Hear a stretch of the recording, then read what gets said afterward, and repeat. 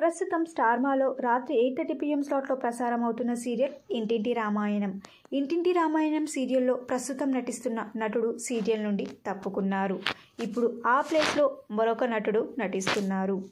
ఈ సీరియల్ నుండి క్విట్ అయిన నటుడు ఎవరో కాదండి, అవనికి తమ్ముడుగా భరత్ క్యారెక్టర్లో నటిస్తున్న పృథ్వీరాజ్ భరత్ క్యారెక్టర్ నుండి తప్పుకున్నారు.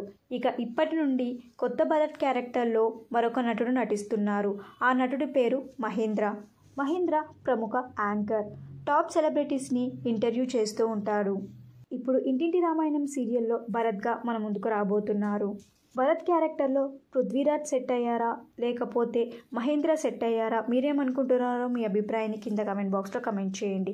ఈ వీడియో మీకు నచ్చితే లైక్ చేసి షేర్ చేయండి. ఇలాంటి మరిన్ని సీరియల్స్ లేటెస్ట్ అప్డేట్ కోసం డ్రీమ్ తెలుగు ఫ్యాక్ట్ ఛానల్ని సబ్స్క్రైబ్ చేసుకొని పక్కన బెల్ ఐకాన్ని యాక్టివేట్ చేయండి. Thank you for watching.